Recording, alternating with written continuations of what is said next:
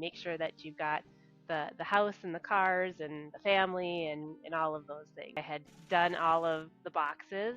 Why are things turning out not as they should have if I did everything right? I actually walked away from my faith for 2 years. I didn't practice my faith. I didn't pray. I didn't connect with my community. It kind of was like throwing up my hands in the air and being like, well, okay, what's the point? We can ready ourselves for when that door opens. And nothing comes easy. Where you arrive may not be the destination you envision, but often it's even better. 3, 2, 1. Here we go!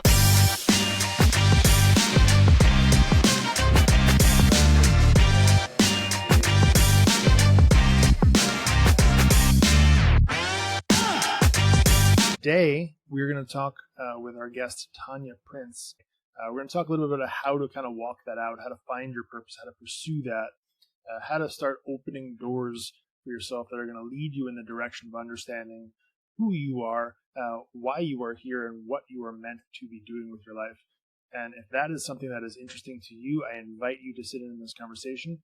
And without further ado, let's hop into it. Mom came to the United States as an immigrant when she was 18, and my dad was a truck driver. So for me, a lot of kind of my expectations and thinking was built around achieving the American dream. And often we find the American dream is kind of has been a formula, maybe until recently, but sometimes that results in you do this, you do step one, you go to school, you get a good degree, you make sure you've got the career success, make sure that you've got the house and the cars and the family and all of those things. And ultimately, though, when that's the pursuit, your mindset can come and your value can tend to come from that performance driven culture. So for me, I kind of felt like I had done all of the boxes very early on. I got scholarships to college. I ran Division I track and cross country at the University of Minnesota, went to business school and kind of did all of the things and climbed the ladder and ultimately found that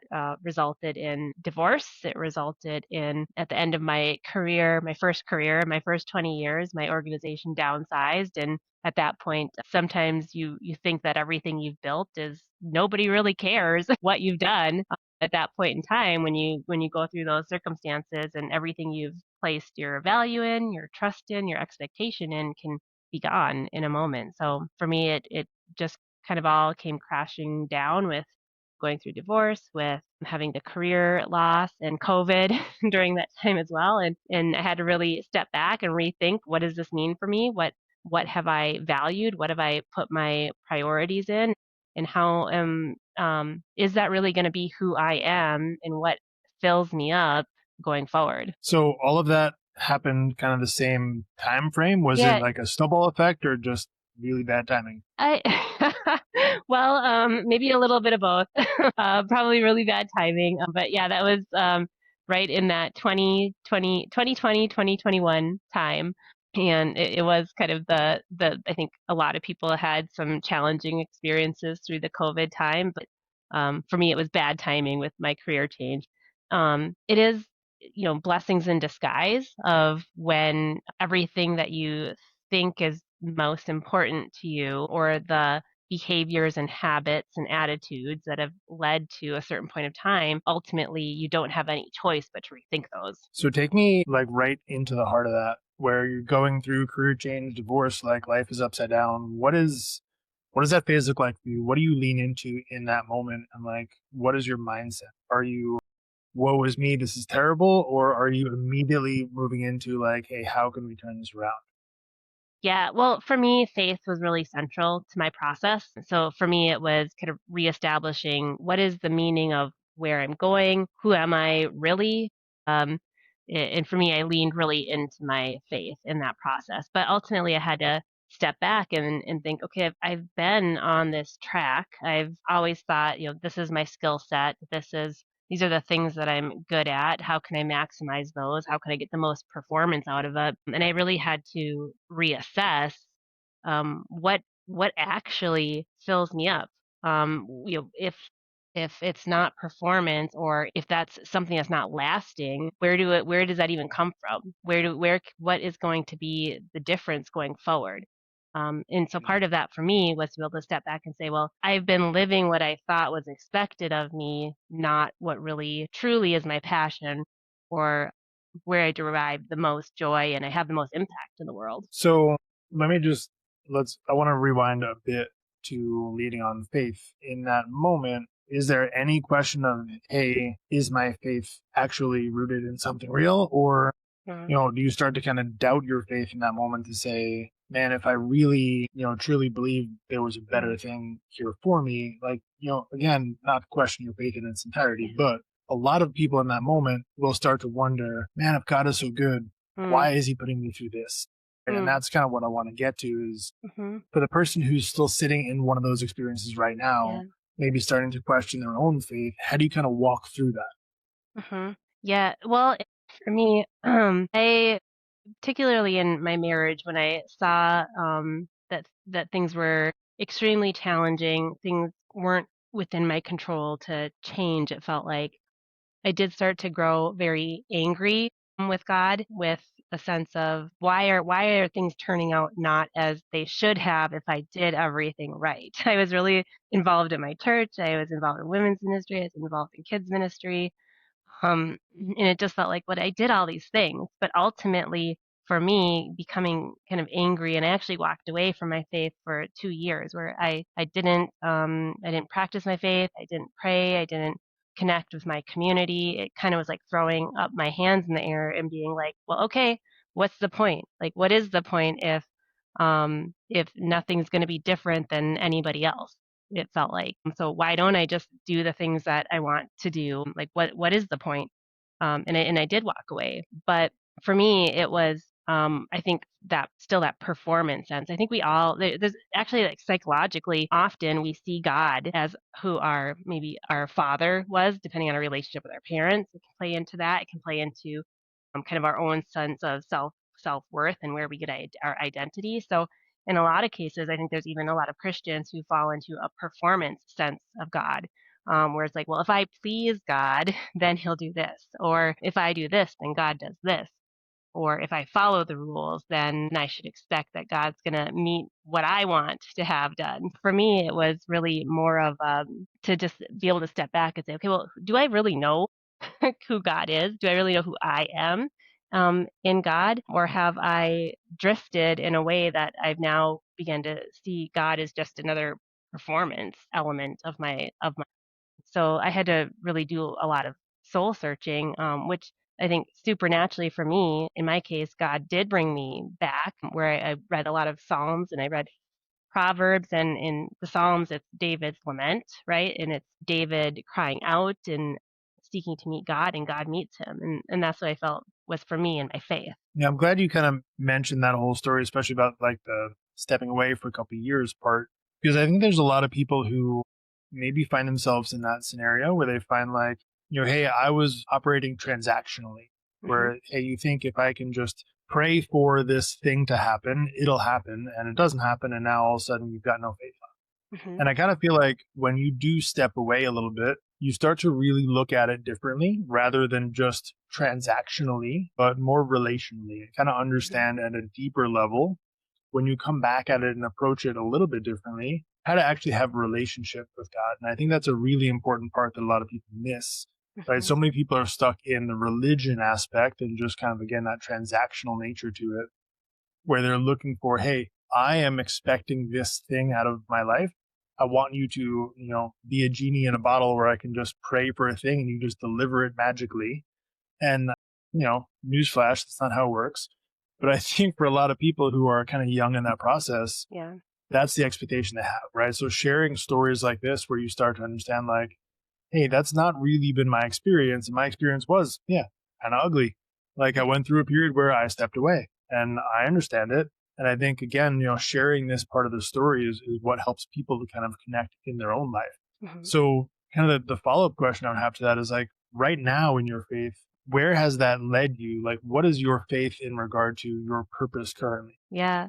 Well, now I have a greater understanding that I am valuable to my God, my Father, because I'm his child, not because that there's something I'm performing, and he sees me completely as he designed me to be. So that's helped me to really to just love spending time in my faith and with the Lord. Like I have a discipline of every morning. The first thing that I do is spend time in the Word and spend time in prayer and spend time listening. There's so much good work out there right now about hearing from God and identity work where it's just, laying things down and looking up and saying, where are you going to lead me today? It's seeing life as almost like a daily adventure now because I know that he has good plans for me. The Bible says that and that he has so much more for me to experience than striving because in America we're in such a performance striving culture that I start now anchored in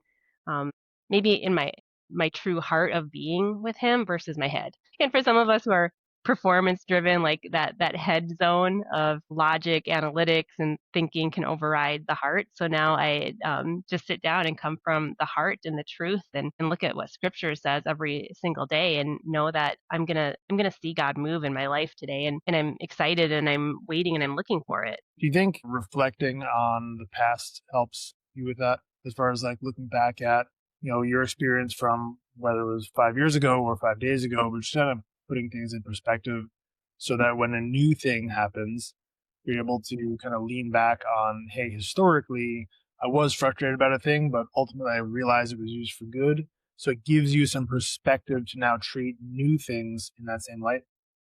Yeah, when I talk with folks about purpose or work with people in purpose, that's the beautiful thing about being a little bit later in life. You can look back and you can see how all of those experiences grew you. You can see like, wow, like I was in this place and somehow my circumstances changed. How did that happen? Oh, God did show up and he showed up here and he showed up there. And then when you begin to see it even day by day with journaling and those practices of I encountered this situation, then a friend spoke to me, or then this door opened. And you know what? When that door closed, I can't imagine what my life would have been like if I would have continued down that way because this other door opened. So, in having that sense of gratitude and discernment and reflection, you can also see like choices you make. Like when I was in that situation, what circumstances led me to make that choice, which is another growth element where it's like, who was around me? Who was speaking into me, who was encouraging me, who was discouraging me.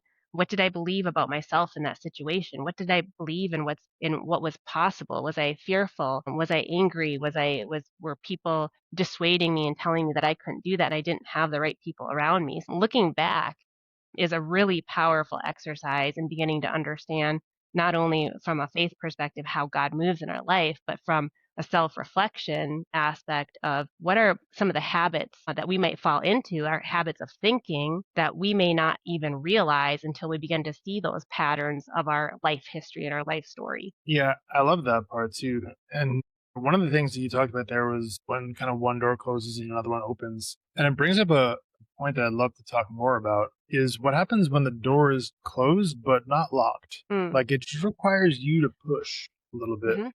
And I think that's a really hard thing for people to kind of understand. We run into a lot of situations in our lives where you might wonder, hey, is this thing really difficult because it's not Mm. for me? Or is it for me? And it's just, begging the question, am I devoted enough to continue to push in that direction? Kind of how to understand Yeah.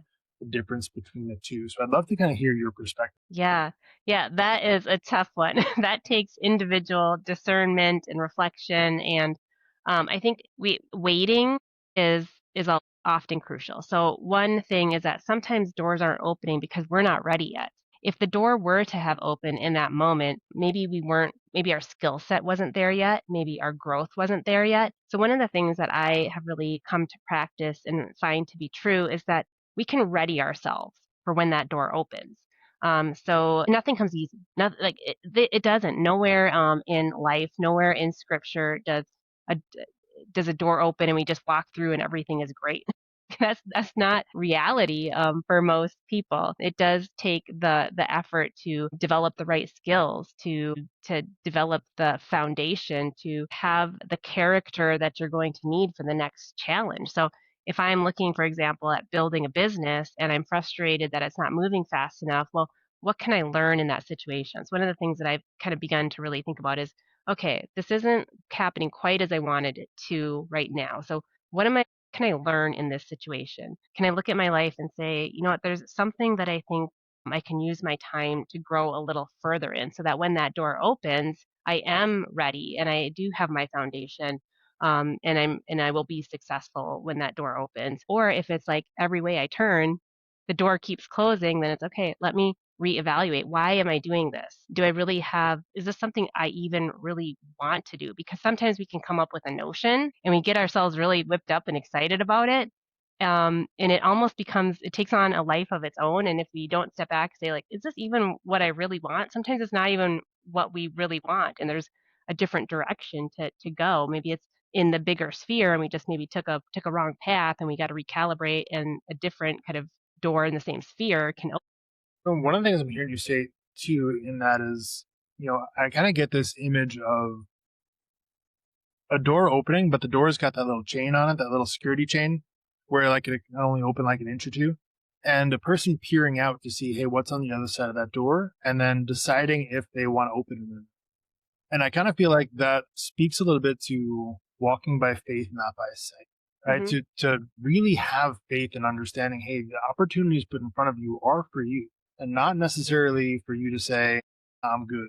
Like, Hmm. you got to be able to continue to put yourself out there and experience these things. And even if it's not necessarily what you thought it should be in that moment, but to be able to continue to operate in faith and understand that, like, hey, these things are going to work in your favor in time. And Hmm. yeah, it might not be on your schedule, but if you continue to be obedient to the things that are put in front of you and continue to do the right thing, right? And I think that's an important part, not to just be willy nilly, but really, Hmm. operate on core values and integrity and do the right thing and continue to show up and to serve. Hmm. All of those things at some point will line up in a way that's going to serve the Hmm. greater good. It might not be what you're expecting it to look like. And I feel like there's a lot of people listening who are continuing to like peek out the door and say, I don't know, that's not necessarily what I ordered. Maybe I'll just close the door again and wait until it knocks. Like, Yeah. what do you think about that? Yeah. No, that really is spot on. And often, you know, it may not be what we thought it was going to be in that moment, but it ends up leading us down a path that's even so much better than what we could have dreamed of. Sometimes we want things on demand. And we want things to be perfect, but if we're willing to step into that unknown, like you said, and step out into obedience, then it's kind of like the next step of the journey unfolds, and then where you arrive may not be the destination you envision, but often it's even better. Would you say obviously life is different, it's hard to kind of quantify, but would you say your life now is better than you had it 10 years ago? Yeah. Yeah. Well, even starting out with, I'm engaged, so going through the difficulty of marriage. In this case, God has restored. I believe completely in, as a person of faith, that God restores, and He restores it even better than what we had before it crumbled. So I'm very blessed and lucky to have found somebody who is just an incredible partner. I'm looking forward to blending our families. So just even being able to kind of even have a bigger family, and that dream kind of being rebuilt and restored. I certainly could not have imagined in the past when things were difficult. When I look back and the career that I had, all of those skills and experiences and organizational transformation, change management. Now I get to do that with people. Way back when I served as a cross country and track coach, and I loved working with young people. And now I found like, wow, I just love helping people on their journey. I love helping them realize their goals, achieve their goals. So it's, even though those circumstances kind of had to take place, now I'm not only using my gifts and talents that was being cultivated, but now I get to use them in something that really fills me up and is of service to other people. Like that mindset of, myself or me or what's satisfying me, the joy of being able to help other people now has been unlocked for me in my life. And I'm just finding so much more personal satisfaction in that. My faith life, I've never had to depend on God so much. And now I love walking in that journey, like step by step, seeing what the next day is gonna uncover. So I love what you said. You've never had to depend on God so much. I heard that correct. That's what you said. Say that again? You said, I've never had to depend on God so much, right? Is that Yes. what I heard? Yes. Okay. I love that phrasing. And I feel like a lot of people, that would sound super scary, right? Because they want control over the current situation. They don't want to just relinquish control and surrender because it feels super scary to say, I'm depending on God for this situation. Like, talk me through what that looks like. Yeah. Oh man, I am a control freak. Well, I was a control freak. I'm a recovering control freak, maybe I could say. But I do love to make my plans, and God has wired me to be somebody who is planful, who is organized. But even just today in my prayer time, I was kind of stressing about this set of things that have to get done before me, ahead of me, and I even just heard the Lord say to me like, "Daughter, let me order your steps. You just got to order your steps here and let it go and let me do it." I'm learning to let go and receive that, because if I'm trying to orchestrate something, it's not going to be. God just could do it so much better. He has so much more for me. So going through that process of having to depend on God, now I'm learned and I've grown that I get to depend on God because he can do so much more than I can imagine. But I think, and it is scary that, for some of us, it's fear. So you have to ask the question, like, well, why is it scary?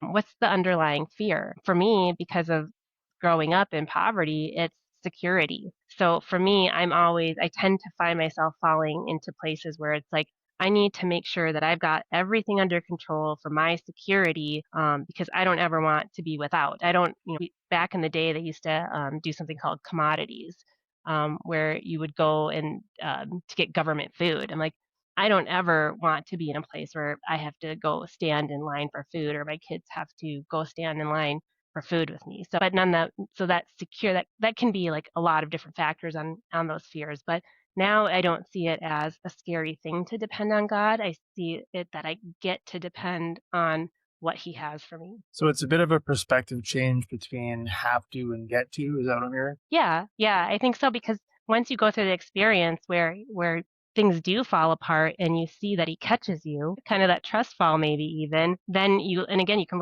going back to looking back on your experiences and remembering all of the times that he has caught you, that he has changed circumstances, that you've grown or that you've come out on the other side. And when you remember that, then you can have greater trust that no matter what you're facing right now, he's got you. So do you think it's a fruitful exercise for someone who is kind of young in that journey to spend some time in reflection and look at things that have worked out in their favor in the past? Yeah, I think for young people, especially, like I don't know that our culture was as reflective, our generation, but this generation is reflective and they're very aware of what's happening around them. And so I think continuing to cultivate that, I think helps them to be able to see more quickly what is forming their thoughts when they make different decisions. And as they're observing kind of what's taking place around them, whether it's from a faith perspective or not a faith perspective, how do I see my circumstances shift, adjust, change, depending on how I'm interacting in the world, the people that I'm interacting with? So I think it really helps to set a foundation, habits of being discerning and observing in the space around you. And I think it gives young people maybe something we didn't have, which was you don't have to live a formulaic life. That there is no one way things have to be. And I think that's both maybe a benefit of like things in our world right now being far more uncertain, where it's not a guaranteed path that if you do X, Y, Z, it's going to supposedly lead to a certain outcome. But I think it helps young people to prevent. It help not just fall into a this is the next step in my life, and just to be far more thoughtful and aware of who they are, their own identity, their own skills, their own passions, and their ability to materialize that and follow their. So in your expertise, where would someone start to understand their purpose? Yeah, to me, it just starts with observation and quietness. And so that's why I created the journal. So I think it starts with how do I understand myself to be and how God created me. And that kind of is sort of a basic place to start of what's my passions, what tugs at my heart, what am I uniquely gifted at? Do I even really see where my gifts are? Talking to other people about or revisiting and thinking about things that people tell you that you're good at or that how you have an impact on them. That's one of the things that we miss. I don't think we realize how our gifts and callings show up for other people. And that's a really critical piece of information too, because sometimes we don't know the fruit of what we're doing or how that can help other people in their lives. So I think stepping back and reflection about what really kind of fills you up in your life. Do you believe you found your purpose? Yeah, I feel pretty strongly that I have clarity on my purpose. Now, your purpose isn't one thing though, and it shifts and it changes over time and how it actually manifests itself or by vocation.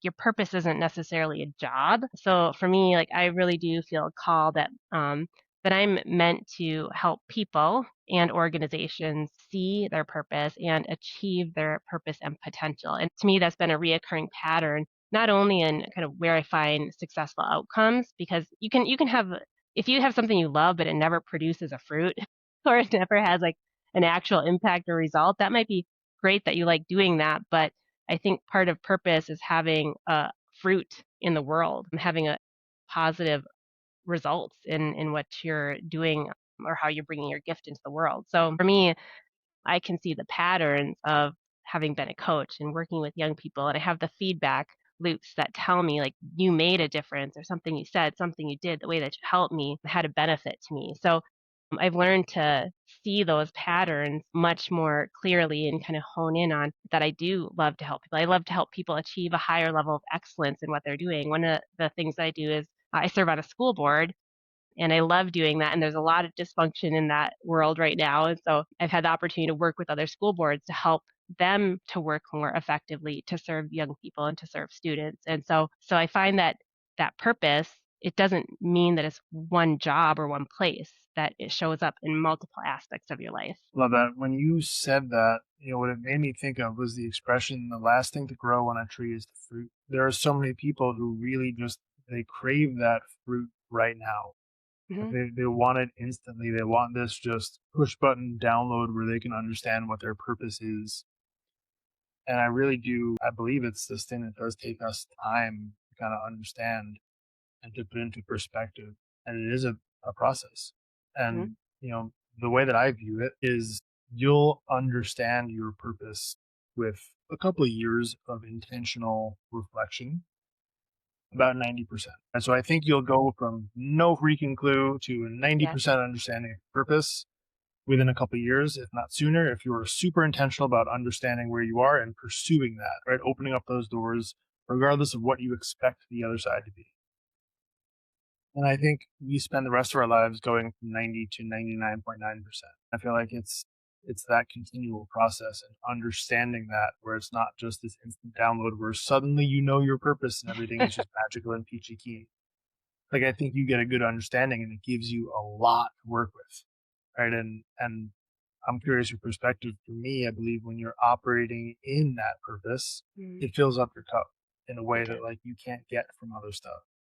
And I'd kind of love to hear your perspective on what walking that out feels like for you. Yeah, well, it is an interesting thing that I've learned is just even observing your body language, your face, like, and other people notice it more than we do. As I was kind of exploring, kind of once I had my career change and I was exploring, okay, where am I really meant to be? People would say to me like, "Wow, when you talk about school board, for example, your face lights up. Like everything about you changes." When I shifted careers at one point from finance to continuous improvement. And people said the same thing where it's like something's changed about you, something's different. So I think even having that feedback and understanding like how do we show up when we're in that space. And I think when we're really operating from our gifting, the results are exponential. When we're in our purpose, when we're in our God-given called purpose, it's collaborating with something bigger than ourselves. Like for me, it is. It's I'm operating where God has me meant to be, and the results are bigger than I could have ever done in my own human strength. They're multiplied. But it takes time. And I recently was confirmed Catholic in my faith journey, which has been just a wild experience in itself, because I've always been a very strong Protestant evangelical, and been like, those people are there, I don't even know what's going on with them. So that's been a very interesting journey as well. But I was taking this gifting class, and in Catholicism, it's the charisms. And just when you're operating from that source of your charism, it almost just, it's like doors open. It's like you shine. It's like people perceive it. And it's just something it really is spiritual. And even if a person is not a person of faith, It does. It's something bigger than yourself when you're operating in that place of unique gifting. No, I believe that 100%. It always makes me think of something like, and this might sound like a dumb analogy, but Wi-Fi, like the wireless internet in your house, it's all around you. It's operating your phone, your laptop, your whatever. Most people have no freaking clue how it works. We believe it's there, right? And to me, like, how do you not see faith in a very similar light? You might not understand it, but you Mhm. can't deny it. It's all around. And if you start to understand, you start to dig into it, you can start to see how everything connects. And it Mhm. might not be as simple as a router sitting on your desk, but you could have a Bible on your bookshelf or a Bible in your hands, be a better spot for it. There's ways to kind of understand this if you're willing to go out and do a little bit of research, put in a Yeah. little bit of time, and I think the rewards of that are so tremendous. Mhm. I want to thank you for the work that you're doing and for this conversation. I think it's eye opening for a lot of people and it gives them perspective into what their life could be if they're willing to kind of open those doors and take a bet on themselves. Yes, sure. Again, just a tremendous thank you for that. Is there any way that we can kind of best support you going forward? Yeah, so my journal, Designed for Purpose, is available everywhere books are sold. If you Google Designed for Purpose, Tanya Prince, that's going to pop up. And the teen versions we've just released, those are available on Amazon, co-authored with teens for teens. So that's exciting. It kind of follows a story from a boy perspective and a girl perspective, and helps equip young people with those tools to see how God has created them and their gifting as they begin just starting out on their journey. So, and you can also find me via social media at Greenvine Coaching. And my website's greenvinecoaching.com. That's awesome. Thank you. I'm Thank you. excited to hear you have all those versions available. I think that's a really good idea. Yeah, it's exciting. Like, again, that goes back to my passion of young people and youth, and that's just the next step in that area of where I'm called to serve. Good. I love that. Well, keep pursuing that because it's producing fruit. So thank you for doing what you do. Thank you so much. Happy birthday to